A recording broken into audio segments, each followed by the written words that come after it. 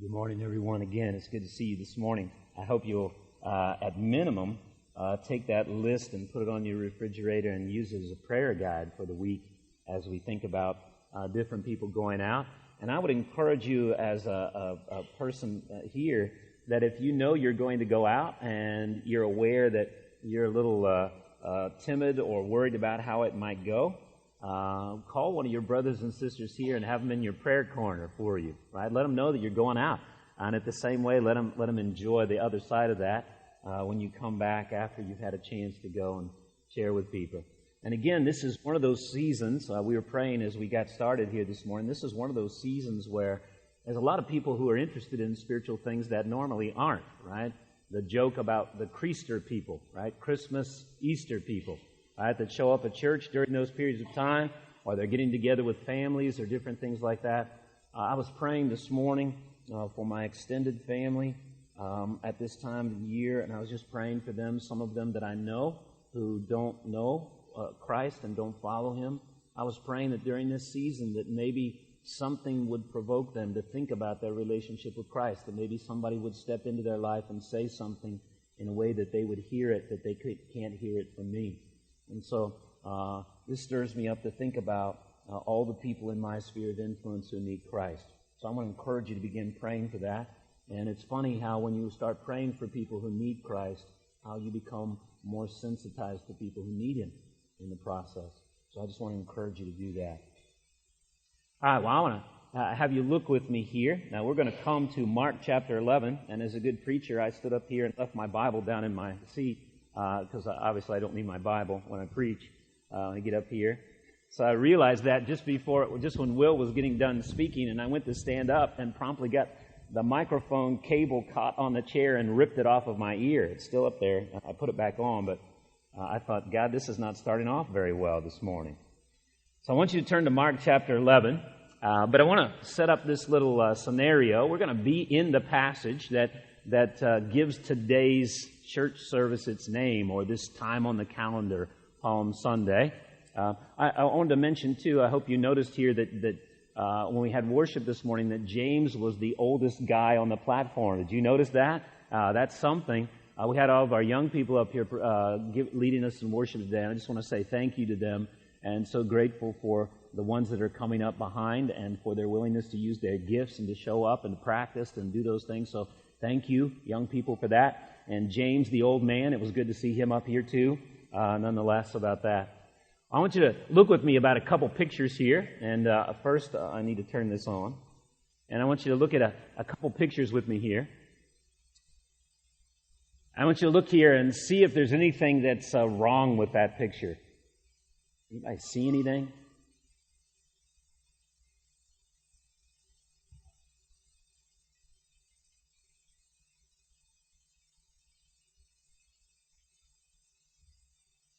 Anybody get what's missing? You, right? That's that classic thing, right? So an advertisement to try to get you to look very closely at it, and the letter in the alphabet that's missing is the U, right? So then it would follow up with, and that's all we're missing is you right here at this place. How about this one? This one's a little more obvious. Okay, for every bike rider, you know that something's missing. If you're not a bike rider, you may think, oh, that guy just made sure nobody stole his wheel. No. He was trying to protect his whole bike, but he didn't think very much about the quick-release wheels that were on his bicycle, and so somebody said, well, I'll find another wheel, but I'll take the bicycle. The thing that I wanted to use these for you is that the point of both of these pictures lies as much in as what is not there as in what is there. Matter of fact, the pictures, the persons who created these images, they expect you to look at that and recognize that something you would expect to be there is not there.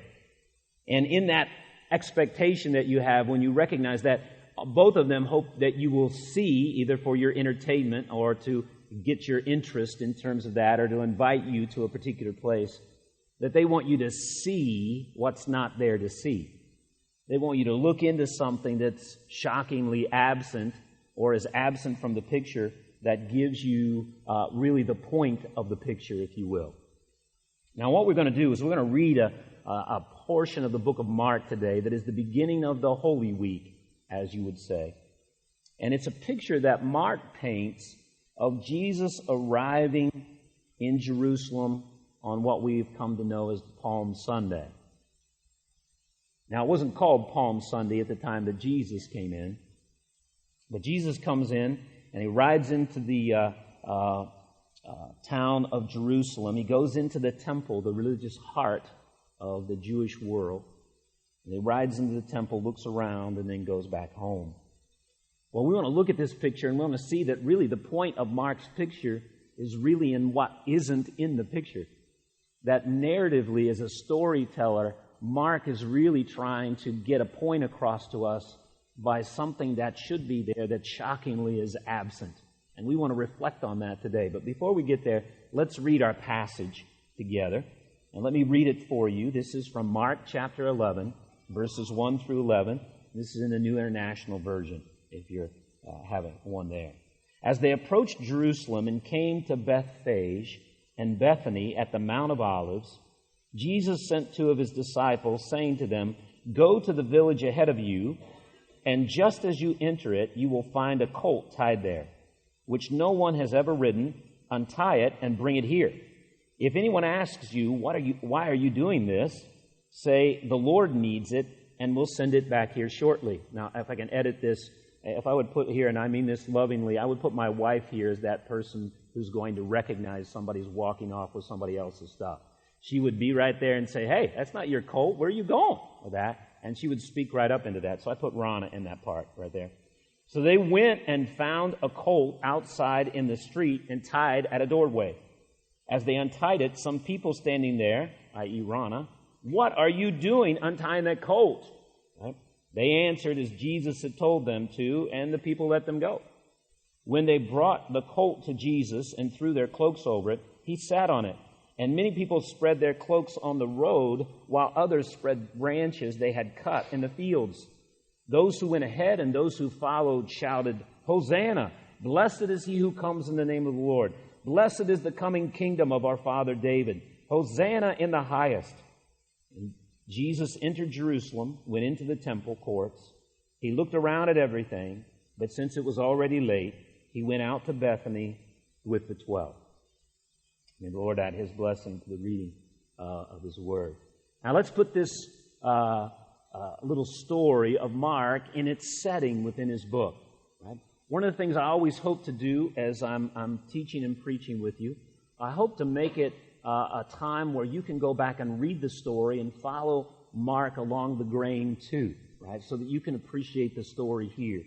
So what do we find? Well, this time is Sunday before the Friday of crucifixion, right? Things are going to move very quickly from here on out. In his account of the life of the ministry of Christ, Mark has just made a major transition to Jerusalem. And the rest of the whole story is going to be in Jerusalem, right? So from chapter 11 all the way to chapter 16, we're not going to change our location. We're going to be in and around Jerusalem the whole time.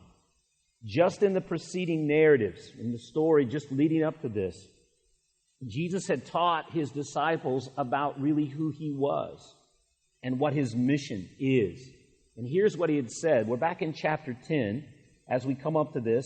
And this is that famous little episode where the disciples are coming up alongside Jesus, especially James and John. And they're saying, Jesus, when you come into your kingdom, how about you put me on your right hand and you put my brother here on your left hand? And they don't have at all the heart of what it means to be someone in the kingdom that Jesus is going to institute. They're thinking it's just like any other pagan kingdom where you want the choice roles for yourself so that you can wield power and gain riches and be the person that's in control. And Jesus looks at them and says, "You guys don't know what you're talking about. You don't know what you're asking for." And then he tells them here very clearly about his mission, that he's the Son of Man, which is an interesting title for Jesus, that he did not come to be served, but to serve and to give his life as a ransom for many. Now, what Jesus puts in here, and what the readers would have understood, is that when he uses that title, Son of Man, he's trying to say a whole lot more than that he's a human being. Okay? Sometimes when you read the Gospels, you may get confused to think that the Son of God is Jesus' favorite title. That's not his favorite title. His favorite title is Son of Man. But when you're reading it in the Gospels, you think he walks around and he identifies himself in the third person, right? The Son of Man. I don't know how many of you do that, right? You don't identify yourself the son of so-and-so, or I'm the husband of Stephanie, right? The husband of Stephanie says, right? The Son of Man does something. And some people have taken it, well, Jesus is identifying the fact that he's human. Well, some of that is true, but as you look at the title stands for some identity of Jesus, some particular person. And matter of fact, it has a long Old Testament pedigree. So when Jesus uses Son of Man, the Son of Man came to not to be served, but to serve. They're thinking of someone who's a kingly figure. And I want to take you back to the kind of ideas that lie behind here. And what lies behind here are two kind of ideas: a king and a sufferer. A king and a sufferer. So the Son of Man is a kingly title. And the idea to give his life a ransom for many is this king is going to be a suffering king. Well, those two ideas for the Jews that he's with, including his disciples, those two don't go together. Kings rule and reign, right? They don't suffer and die. So what kind of king is that, right? Especially a king who gets cursed by God, as we look at it. Well, here's the backdrop of that. If you look in Isaiah 53, right, this is where you find this righteous servant who's going to come and suffer on behalf of others. So here it is in Isaiah 53. Surely he took up our pain and bore our suffering, yet we considered him punished by God, stricken by him and afflicted. But he was pierced for our transgressions, he was crushed for our iniquities. The punishment that brought us peace was on him. And by his wounds we are healed. We all like sheep have gone astray. Each one of us has turned to our own way, and the Lord has laid on him the iniquity of us all. So Jesus identifies himself with that anticipated servant from Isaiah who's going to come and pay the price not for his own sins, but for the sins of others. So when he says he's going to come to serve, and by doing that he's going to give his life as the payment necessary to free slaves from sin, that's what he has in mind. He's going to come and fulfill that role from Isaiah 53. Right? And again, Jesus is trying to convince his disciples of his identity, of who he is and what he's really trying to do. But additionally, with that title of one like the Son of Man, Jesus is drawing on an Old Testament title drawn from Daniel chapter 7. And I want you to look at the passage here. But it's drawn from Daniel 7, but it comes to Daniel through 2 Samuel 7. And in 2 Samuel 7 is a famous passage where God makes a covenant, an arrangement with King David. And he promises King David that someone from his line will establish a kingdom that will never pass away, that will be an everlasting kingdom. Well, we know that it's not David because David died and he had tremendous failures. We know it's not Solomon, as grand as his kingdom was. By the time Solomon's done, especially in his old age, you recognize we need a better king than Solomon. When you close the pages of the Old Testament, there is no Davidic king who's ruling on the throne. So the promises of 2 Samuel that God gives to David are not fulfilled when we're reading the pages of the Old Testament, right? Well, here's that covenant that he made with David, and we're going to find out it is the Son of Man who's actually going to fulfill that covenant, who's going to be the Davidic king, who's going to come to be the one who actually realizes the promise of the Davidic covenant. So here's 2 Samuel, and I'll read you a little bit broader. The Lord declares to you, this is God speaking to David, that the Lord himself will establish a house for you. When your days are over and you rest with your ancestors, I will raise up your offspring to succeed you, your own flesh and blood, and I will establish his kingdom. Right? And you'll notice here, this is why, as you read the Gospels, it's so important that Jesus is actually a blood descendant of David. That he comes from the line of David. He is the one, this descendant, who will build a house for my name, and I will establish the throne of his kingdom forever. I will be his father, he will be my son. When he does wrong, I will punish him with a rod wielded by men, with floggings inflicted by the human hands, but my love will never be taken away from him. As I took it from Saul, whom I removed from before you, your house, David, and your kingdom, David, will endure forever before me. Your throne will be established forever. So he makes this promise. It's often referred to as David's sure mercies, that God has promised that his kingdom will prevail.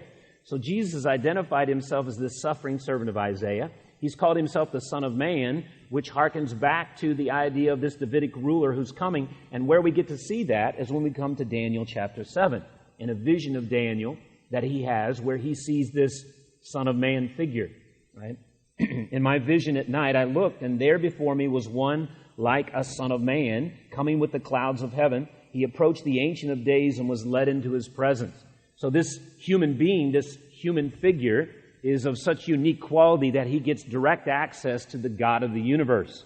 So he's invited right into the courts of heaven, and he was given, when he gets there, he's given keys to this kingdom. Right? He was given authority, glory, and sovereign power. All nations and peoples of every language worshipped him. His dominion is an everlasting dominion that will not pass away, and his kingdom is one that will never be destroyed. So here, this Son of Man is a descendant of David who gets to fulfill the promise that God gave to David. And so the Messiah is the anointed king from the line of David. He's the one who's going to establish God's rule for the blessing of the nations. He's also the one, now we find, in the teaching of Jesus, who will have to die to make a way for people to get into the kingdom. The Davidic king is the suffering servant. Now, we're going to come back to this over and over again. The kingdom that Jesus establishes, he's going to say that flesh and blood can't get into that kingdom. That people have to be transformed to get into that kingdom. As we read the story, those people who do recognize him as the Davidic king think that all they need is for him to go up on the throne and establish his rule and throw out the Romans. There will be one day when Christ will establish his rule over the earth, and he will be the sovereign ruler over every human being, that every knee will bow and every tongue will confess. But they think that all that this kingdom needs to happen is for the king to go up and sit down on his throne. And what the king is going to make clear for them, if I went straight up and sat down on my throne and left you in the state that you're in right now, nobody would get into my kingdom. So he's going to have to die to do that. So then what happens then? Immediately after this time where he teaches them about he's the Son of Man, who's this Davidic king who's going to suffer, then he moves into this little story that Van was telling us about, the blind man Bartimaeus. And if you remember this is the first little story where Jesus actually is called, Son of David. He calls him out and says, Son of David, have mercy on me. Son of David, have mercy on me. He's calling out. And Jesus doesn't rebuke him and say, I'm not a son of David. Don't do that. Right? And so as he heals Bartimaeus, he demonstrates his kingly authority. Right? If you notice when Jesus does his miracles point to his identity. And so he does these miracles to say, I have all the authority that the Davidic king will need to have a kingdom and to have the kingdom last forever. And so this Davidic king needs to be one who can overcome the effects of the fall, the rebellion of humanity against God. Well, who's going to be able to overcome that? Who's going to be able to defeat death? Who's going to be able to change the hearts of the rebels so that they can actually become kingdom citizens? Who has the power to forgive sins, to renew the heart, right? To change the effects of the fall, the broken creation, the dying bodies, disease and suffering. Well, who has the authority to do that? The king does. And so Jesus comes and Bartimaeus calls out, Son of David, Son of David. And he looks over him and says, regain your sight. And Jesus demonstrates that he's the king. Right? And then we come to our little episode that we have here. And what we're going to look at here is that Jesus is still demonstrating his identity. One of the things that we're going to find out in this little episode is that Jesus knows the expectations for the king. He knows that he's going to be a suffering king. He knows he's going to be a Davidic king. Jesus knows all those things, and he's making it clear that he is that. But he also knows that the king is going to come when he initially comes in a way that's going to be shocking. Because they're expecting a king to come riding in on a white horse and throw out the pagans to get in control of everything and put them back into positions of power. And this king is going to come riding on a colt, a donkey colt. Now, in our world, there's nothing royal about donkeys, period, right? You'll see donkeys around here in Ohio, most of them either for pets or if you're a sheep farmer. There's a lot of sheep farmers who keep donkeys because they run coyotes off. Right? They're pretty fierce defenders. Right? But nobody associates, right? You have some very important person come to town, and somebody says, we've got to get a donkey. Let's take it outside of town to make sure that they can ride in on a donkey, right? Well, that would normally be perceived in our cultures like they're mocking the guy, right? They're making fun of him, right? Well, not in the ancient world. This was a royal beast for Jesus to do this. And what we're going to see is that Jesus wants them to see that Zechariah chapter 9, and we're going to read that a little bit later, is being fulfilled right there in front of them. He wants them to get it. And that this king is riding up on this beast that promises peace. And that what Jesus is coming in, because if Jesus rode in on a horse the first time and he established his rule, there would be peace for no one because all would be outside the kingdom. So Jesus is coming up offering peace, true shalom, true holistic well-being by changing these people. So he wants them to get that. So he comes in with a triumphal entry and demonstrates that. And then immediately following this little episode that we're looking at this morning is going to be this unusual thing where Jesus stops by a fig tree and then makes a visit at the temple and denounces his own people, the Jews, for their lack of belief in God. Their lack of fruit that's consistent with people who've repented of their sins and followed him. And it's a warning. And so in this little episode, so let's return then to Mark chapter 11, right in the middle of that. So Jesus is establishing his identity as the Davidic king, but the king that's going to have to suffer and die. Okay? I mean, the biggest thing, if you're in the ancient world and you're a Roman, which is very likely the audience of the book of Mark, and somebody walks up to you, right, from Revived Greene County. Somebody walks up to you from Revived Greene County and they meet you on the street and they say that this Jew, Jesus, who went up on a cross and died for you as the Savior of the world. Most of the Romans were listening, and Paul gives us this kind of evaluation in 1 Corinthians. And so that's just one of the stupidest things I ever heard. That's moronic. That's stupid. By the way, who crucified Jesus? The Romans. Right? And you're telling me that there's some sort of power in that man who died on that cross to deliver me from everything that truly threatens me? Yes. Right? Because in the ancient world, who was superior? Which gods were more powerful? The gods that were winning all the battles. The people that were in charge. So it looked like Jesus was the example of complete impotence, of nothing. Well, Mark is trying to make his case to them and saying, it matters who's on that cross. It matters what's happening on that cross. And that person is the Davidic king who has all the authority to reverse all the effects of the fall. He's the one that can right you personally and right the whole world. And he's going up on the cross not because he's being defeated by Romans, but because he's marching up to that cross to defeat sin and death. That's the story that Mark's trying to get across, right, when he comes up. Because the disciples are wrestling all the while with the idea that how can he truly be the king when he goes up and suffers and dies a horrible death on a cross? So, that's our background. That's what he's trying to do. So let's stop in and let's drop into the story here and look at some of the details. And there's kind of basically two parts of our story, right?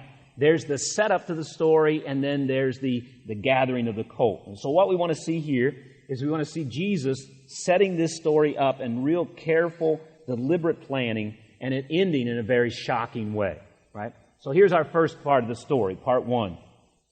Okay?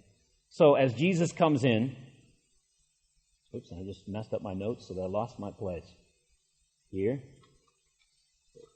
Pause for a technical timeout. Here. What did I just do? Hopefully this won't be any longer than I think. All right. Okay, here we go. All right. So Jesus approaches Jerusalem from the east, skirting the Mount of Olives to the south.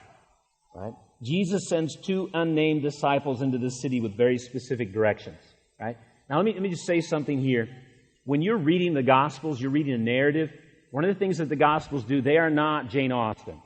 Right? If you any readers in here of Jane Austen, or if you're readers of J.R.R. Tolkien, the very first time I read J.R.R. Tolkien, I got lost somewhere in the countryside around wherever we were located. I remember wandering out through Mordor or wandering out, and there would be these long pages, long descriptions so that you could actually get a sense of what it was like to be in Middle-earth. Right? But they would go on and on and on for pages, extreme detail and so forth and so on. Well, one of the things that narrators do, whether it's contemporary narrators or ancient narrators, what they always try to do is they highlight what they want you to pay attention to, and they leave out what they don't want you to pay attention to. Unless, in this case, they build your expectations to anticipate something and then miss it. Okay? But here, as we're reading the story, I always encourage people, you want to read Mark along the grain. And I'd say this here at this point, is notice he doesn't give us the two disciples, what their names were. And one of the ways you can say, I wonder who they were. I wonder if it was Peter and John. I could do a little riff with my sanctified imagination and try to pick two of them, right? And try to make something up about who the two people were. But notice, their identities are not important other than that they're disciples. They're 2 of the 12 that he sends. Right? And Mark is trying to get us to focus on Jesus and his plans, not on the people who are implementing them. Right? And one of the things when you're reading the Gospels, as we're reading here, you can count on the fact that the main message of the Gospels, surprise, is the Sunday school answer, Jesus. And if you're reading the Gospels and you don't come away with something about Jesus, you've not gotten the point of the story. Okay? So what do we see here? Okay? So Jesus wants them to go ahead to a village ahead of them, probably Bethphage. He wants them to go there. And he says, as soon as you enter, you'll find a donkey colt that has not been ridden. Okay? This is one that hasn't been used to people riding it. So it's a young donkey. And this is specific. And he's really specific as to the location and especially the character of the colt. Mark makes it very clear that Jesus has made extensive plans. So he tells them to go ahead and take the colt, and he tells them not to ask for permission, right? Don't walk up and ask somebody for permission. So whoever's there, don't worry about it. Just go ahead and take the colt. And then he says if someone asks, right, and you wind up looking like a thief to somebody, right? If someone asks what they're doing, then you just simply say, the Lord has need of him, and he'll send it back shortly. Basically, we're taking the colt on loan, right? We're going to have him back, and he'll be back, right? So what we see here is Jesus is in control. Jesus sets up this whole episode. He's the one directing it. He has planned things in detail. He's already done it in advance. Now, I think it's wrong to read this as if this is a miracle, like Jesus knows where a colt is, and he just tells them, and they walk in, lo and behold, there is one, right? And they talk to people, and they respond all exactly the same. Jesus went ahead to plan this whole week. When Jesus is in an upper room, you're talking about a festival where there's thousands of people who are crushing in, trying to get their own empty rooms to have their own Passover festivals. Jesus has to get there and rent a room and get it all prepared. And so Jesus, he is setting up this whole event. He's not being driven to the cross by people who are trying to take him somewhere that he doesn't want to go. He's marching right up to Golgotha. And he's taking his disciples right with him. Right with him. Right? He's exactly in charge of what's going on. So he's made prearrangements. He's thought through the role his disciples will play in the outworking of his plan. They are given just enough info. Notice this here. They're given just enough info to accomplish their task. But they do not know what the big picture is. They don't know what the big picture is. Just go get this donkey, bring it back. Right? Now, we don't get the other conversations that are there. We just get the directions. So it seems that he wants them to come to the point of all that he is doing without telling them exactly what he's doing. Now, this intrigues me, and I want to pause here for a moment to think a moment about applying this to ourselves. Jesus wants his disciples to know who he is. Do you think about that Jesus is someone who wants you to know who he is? He wants you to know who he is. He's not hiding himself from you. He wants you to know who he is. He carefully orchestrates this whole event so that they'll get the picture. He wants them to realize who he is, and he wants them to connect it with what Scripture has said. If he's the Messiah, then he should fulfill the messianic expectations. He wants them to see that his life is meeting every one of the requirements of the Messiah. But in the process, He asks for obedience without giving them the whole picture. And here's what I want to reflect here for a moment. Do you or we ever get aggravated when we operate on a need-to-know basis from God? Do we trust God enough to follow what He has revealed for us to do and for us to be today, and trust Him for how He will work all things out for the good of those who know Him? Do we trust Him enough to do what we know to do today, even though we don't know what tomorrow holds, or we're even worried about tomorrow? Can we trust that God is working to make Himself known for our blessing and the blessing of those around us, even when He doesn't let us in on all His plans? Can you trust that when you go to the hospital and you're there and someone is dying or suffering from disease, do you trust that God wants to be known and that He's in control and that He's working, and just because you don't know the whole plan, can you trust Him when He doesn't give you the whole plan? Can we believe that to daily follow Jesus, can we believe that to daily follow Jesus, that we can just do what He's told us to do? You know, I'm at university, and I plagued Olivia with this question today, right? Olivia's getting ready to graduate, and so the question that Olivia gets all the time, right, is what's next, right? What's next? Until you get that question so many times. If you know what's next, then you can just, here's what's next, right? But there's a lot of seniors who, I don't know what's next. Here's what I hope is going to happen, right? Or even within themselves, they're winding up at the end of their college years, and they're not at the point that they thought they would be when they graduated, for various reasons. They thought that something would be more clear. They thought they would know exactly here. They thought they'd be more secure in their major, or they'd be walking out with a him or a her. They had all these kind of ideas in terms of their mind, and they're coming to the end, and it's not turning out the way they thought it was going to happen. So I have these conversations with people all the time, and it can be very confusing, and it can be very fearful, because now for the first time, you used to be every year you knew exactly what waited the next year, right? You're going to get done with your freshman year, you're going to have a summer, you're going to come back for sophomore, and then you're going to come back for junior, then you're going to come back for senior, and then the next year, right? What are you doing with that one? There's no junior, senior. All of a sudden, for the first time in your life, after 22 years, you're no longer on the school calendar. Now you've got to figure out what the next step is forward. And in the midst of that, I often have conversations with people, and my answer to them is, I don't know what's out in front of you.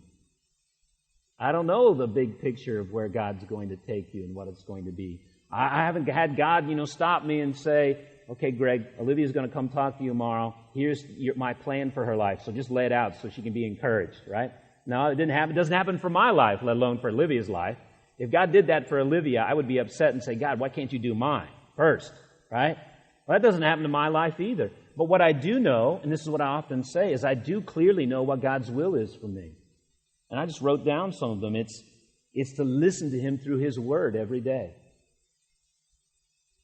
It's to talk with Him in prayer every day.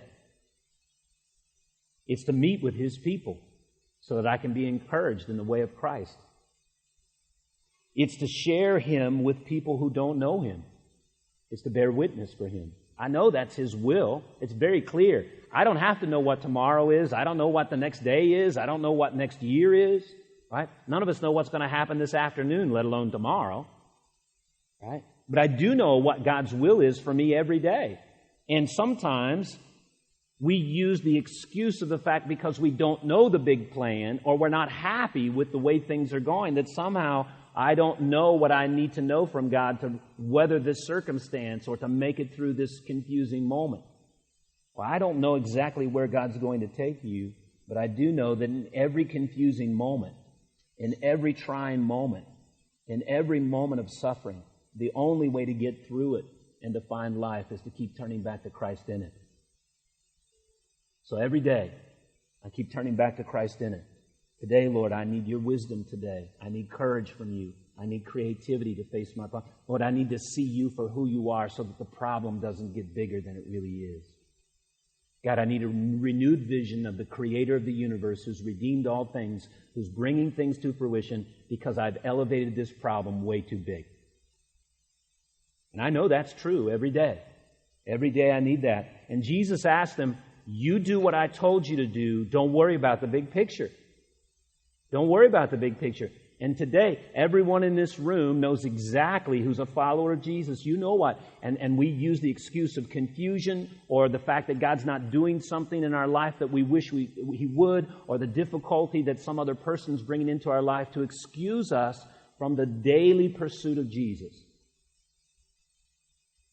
I don't know what you're confused about. I don't know what difficulty you're in right now, but I do know that the will of God for you is to get on your knees, turn to God's people who love Him, get to His Word, right? Represent Him. That's the way you're going to weather this without losing your mind, without losing who you are. Okay? So that thing. All right, now let's come back to the story here. We'll come back to the story. The plan unfolds here. So the disciples went as they were told, right? They do what they're asked. And as they were loosing the colt, some of those standing by asked them what they were doing, right? They expected. And the disciples responded just as Jesus told them to, and the people let them alone. Right? So they grabbed the colt and they beat it out of town. So they take the colt to Jesus. We don't know all the dialogue that happens here. And they put their own garments on it for Jesus to get on. Need a saddle, right, to put it up on the colt. So Jesus gets on the colt, and as He makes His way to Jerusalem, you got travelers. And again, you've got to understand here, there's nothing in the narrative that suggests that Jesus has gathered this crowd, or that Jesus has assembled a whole bunch of people, right? Like He's got His own little entourage that's out here. No, He's on the road that's going up to the Temple Mount. The Temple Mount is a high spot. He's got to go down through the Kidron Valley, and then He's got to climb up there. Well, this is a time of the Feast of the Passover, and there are thousands of people streaming in and around Jerusalem. And what do they see? They see somebody who has to be a prominent pilgrim because he's riding on a donkey. Right? They said, you got to be a prominent guy. He's riding on a donkey. So he's riding up through there. And so as Jesus starts to come up the road, people do things that you would do for a prominent pilgrim who's on their way up to Jerusalem. Right? Some of them throw their cloaks down, their outer garments down on the road so that they can go across. Some of them are running out in the field and cutting palm branches, right, and throwing them down. So how many of you grew up in a church where the kids walked in and waved palm branches? Do you remember that one? Okay, I did that too. I waved them around, whacked my fellow brothers and sisters with them. Right? I tried to use that palm branch as much as it could before it fell apart. Right? So they were waving all those things, and so here's what they're saying. Lord, save! Save, Lord. Blessed is the pilgrim who comes in the name of the Lord. Blessed is the coming kingdom of our father David. Praise the Lord to the uttermost. That's what they're yelling. It's a pretty festive scene. So, now what's clear, though, in the story is that Jesus deliberately set this up in light of what was expected of the Messiah to fulfill the full will of God in Zechariah 9. And I want to take you back to that passage here, if you want to read it with me. Here's Zechariah 9. Rejoice greatly, daughter of Zion. Shout, daughter of Jerusalem. See, your king comes to you, righteous and victorious, lowly and riding on a donkey, on a colt, the foal of a donkey. I will take away the chariots from Ephraim, the war horses from Jerusalem. The battle bow will be broken. He will proclaim peace to the nations. His rule will extend from sea to sea and from the river to the ends of the earth. So here it echoes the promises given to the Davidic king who's going to come and establish his kingdom and bring peace, which in the Old Testament idea is not just absence of conflict, but He's going to truly restore the earth that God has given to the potential for which God created it. He's going to bring holistic flourishing to the world as He rights people with God, rights people with Himself, rights people with each other as this new kingdom is put in place.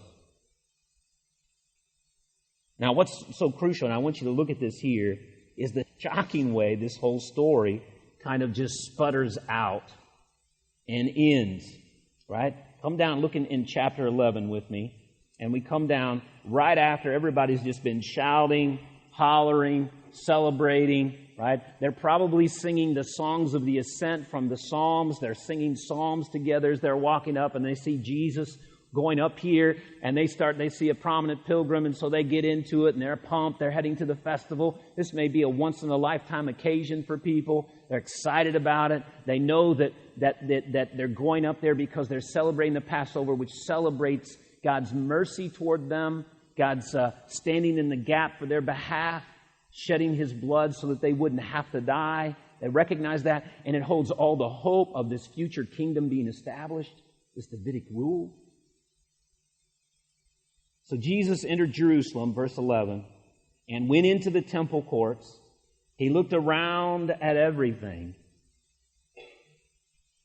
But since it was already late, He went to Bethany with the 12. I don't know if you kind of get the setting here. What's glaringly absent is that there's just no true recognition of who Jesus is. There's just no true recognition of who Jesus is. And Jesus comes around and He gets this situation. He walks in. He comes into the temple where you find all the leadership, all the holy people, all the people that should be expecting and looking forward to this person coming. He's done everything along the way to convince them of His identity, His miracles, His teaching, His interactions with people. As He stands there right at the center, right as the hope of everything that the Old Testament anticipated and longed for. He stands there right in the center, stands there long enough, looks around at everything that's going on, and nobody recognizes Him. Nobody. It's shocking. Nobody gets it. So He looks around. He doesn't have to beat back all the worshipers. He doesn't have to step over a whole bunch of people who keep trying to elevate Him. He doesn't have anybody who pays attention to Him, and He grabs His boys and walks back out in the evening. So no one connects Him with the anointed king from David's line, who has authority and the right to bring in God's rule. Notice, even though their shouts accompanying Jesus' arrival speak of their longing for God's rule through His Messiah. Lord, blessed be the kingdom of our father David. They don't see Jesus as that son of David who is fulfilling the promise from God. He's the one who could free them from their spiritual darkness the way He freed Bartimaeus from his physical darkness and spiritual darkness. He's the Son, right? And you'll remember this one. You remember this passage here? So as He comes in, I want you to take you, I skipped a passage here that I want to put in, that I want you to read. Many of you from our Christmas passages, you'll remember Isaiah chapter 9. Do you remember this? There's a child that's going to be born, and the government will be on His shoulders. You remember this in Isaiah 9? And He will be called Wonderful Counselor, the Mighty God, the Everlasting Father, the Prince of Peace. Of the greatness of His government and peace there will be no end. He will reign on David's throne and over His kingdom, establishing and upholding it with justice and righteousness from the time on and forever. The zeal of the Lord Almighty will accomplish this. So here He comes in, and He is the answer to their aspiration that they've been shouting on their way up there. And there is the man, there is the God King who's going to bring it to pass, and nobody recognizes Him. But even beyond that, they don't recognize Him as the one who's going to give up His life, the Son of Man, who's going to give up His life for them. Now, when I step into this, for those of you that are followers of Christ, I think one of the darkest things that happens to us, I think one of the real central work of the evil one is to dull our hearts to what it means that we have been forgiven by God. And what happens is we lose sight of a holy God, that there's no hope for us as fallen human beings to ever bridge the gap between us and Him. The writer of Hebrews says we began our whole series, without holiness no one can see God. We think highly of ourselves. Matter of fact, after a while, even when we follow Christ, we get impatient with Him and don't think He serves us well enough. And sometimes we think that He's asking too much of us in terms of our commitment to Him, our resources, our time, our life. And the reason why we get there is because we have grown dull to the cross. We've grown dull to a God that is completely inaccessible. Apart from His own mercy and grace to reach down to us, we could never reach up. And if He doesn't come deliver us, there isn't anybody else who can deliver us. And I can't deliver myself. You can't deliver me. There's no human ruler that can deliver me. There's no amount of money that can deliver me. We're lost without hope, without God in the world. And so here's the man who's going to come and ride up eventually to Mount Calvary and step up on a cross and take on to himself everything that he didn't earn so that we could get everything that he offers to us. And so they don't recognize their need for Christ. One of the hardest things for us before we come to Christ, if you're a person who doesn't know Jesus and you're here today, one of the hardest things often for people who hear about Jesus is to accept the fact that you really are hopeless and you really are broken and that you can't fix yourself, that you can't be good enough, you can't be cool enough, you can't be liked enough, you can't be righteous enough, because you're so broken, so irreparably broken that you need somebody from outside to fix you. You need a supernatural restoration. And so the story that's here is that they don't see their need for a king to come die for them because they don't think that they're that bad off. So Jesus steps up as this suffering servant. He comes to these people to offer himself with all the authority in heaven and on earth, to offer himself for their benefit. He comes to give himself to die, to make a way into the kingdom that if he didn't make a way, there wouldn't be anybody into the kingdom. So the question I'm asking today as we kind of wrap up our time together, is your response to Jesus the one that's missing from this picture? Or are you more like Bartimaeus? Bartimaeus was sitting there beside the road, a person who's on the outskirts of the society, a blind man that most people ignored or else threw a little change his way, gave him a little bit of food. And there he is just screaming out for Jesus. Son of David, have mercy on me. Son of David, have mercy on me. Shut up, Bartimaeus. Bartimaeus says, David, Son of David, have mercy on me. Have mercy on me. I don't care what these people say. I don't care what they think. I trust that he's the only one that can deliver me. And I don't care if that embarrasses you, how dependent I am on Jesus. I don't care if it points out how weak and impotent I am. I gladly accept that.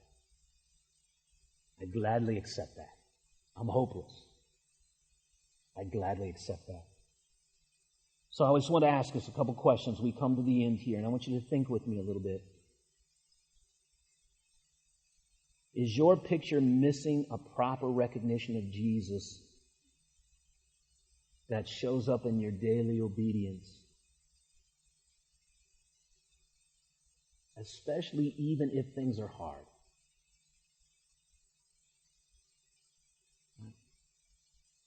Often confusion, busyness, I often use those as excuses for neglecting my time with Christ.